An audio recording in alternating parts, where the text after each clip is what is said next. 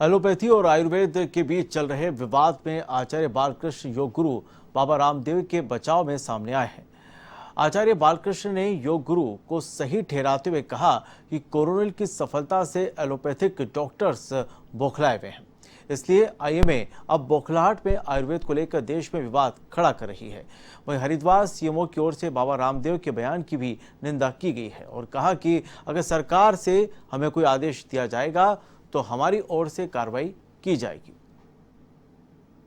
कि आयुर्वेद इतना रिसर्च कर करके एविडेंस बेस्ड मेडिसिन एलोपैथिक से पहले आयुर्वेद लेकर के आ जाएगा। जब मेडिसिन आया तो उनमें खलबली हुई। जो कुछ अच्छे लोग हैं उन्होंने बहुत स्वागत भी किया, सभी लोगों में नहीं। तो जो कुछ ऐसे लोग हैं या तो जो जानना नहीं चाहते थे या जो पहले से ही मानसिकता उनकी ऐसी थी कि जो विरोध करना चाहते थे, इसलिए उन्होंने उसको विरोध करने का प्रयास किया, दबाने का प्रयास किया। परंतु कोरोनिल ने काम किया, लोग ठीक हुए, लोगों ने स्वीकार किया, इसीलिए उन औषधियों को वो उस औषधियों का सेवन करते रहे। तो आज भी क्या हुआ कि मैं कहता हूं कि भाई हमारे जो रिसर्चेज हैं, एविडेंसेस हैं, उनको आप स्वीकार करिए, उनको मानिए।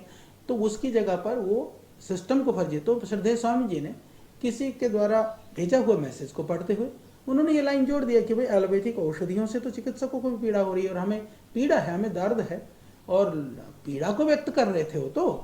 वो ऐसा नहीं कि किसी के उपहास उड़ा रहे थे। तो उसको ये कहने की जगह पर कि पैथी की जो सीमाओं को तो हमें स्वीकार करना होगा, और फिर ये कहना कि हम एलोपैथिक की दवाई क्यों खाते हैं या मैं क्रिटिकल स्थिति में हॉस्पिटल क्यों गया था। मेरे भाई, मैं निवेदन कर दूं, प्रतिदिन हमारे पास कई चिकित्सक, आधुनिक विज्ञान, चिकित्सा विज्ञान के और अच्छे चिकित्सक भी यहाँ पर आते हैं।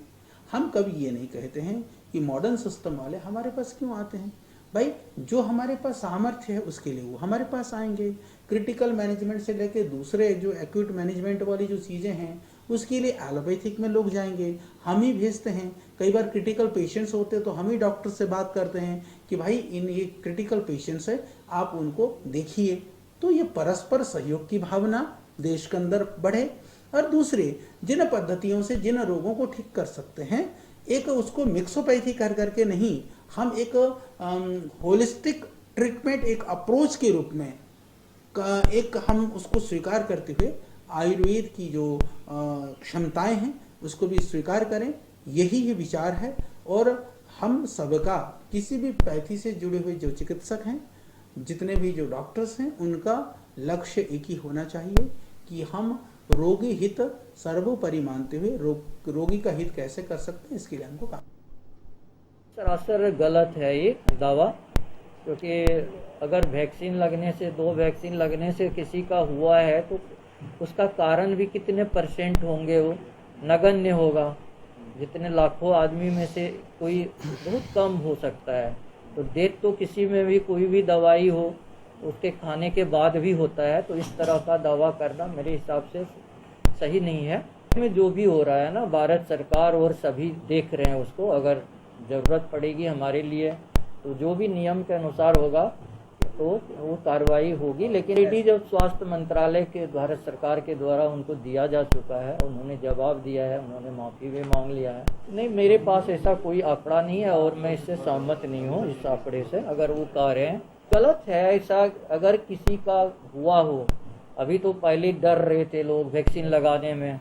जिस समय वैक्सीन लगाना शुरू हुआ था तो सभी डर रहे थे। तो उस समय भी हम लोगों ने यही किया था कि जो इंचार्ज हैं, सीएमओ हैं, सीएमएस हैं, पहला वैक्सीन वही लगाएंगे, उन्होंने ही लगाया था।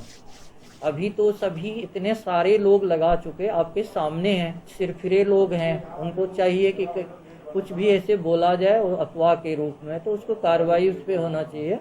वैक्सीन सुरक्षित है पूरी तरह से, तभी लगाने का आदेश हुआ है वहाँ से। इस तरह के भ्रांति अगर फैला रहे हैं बिना मैंने कोई प्रमाण के, बिना किसी चीज़ के, तो अफवाह फैलाने वाले के अगेंस्ट कार्रवाई होना चाहिए। मेरे पास ऐसा अभी कुछ भी नहीं आया कि मैं उनको पत्र लिखूंगा। अगर कोई ऐसे आदेश आएगा मेरे लिए कि आप लिखिए तो ज़रूर लिखूंगा।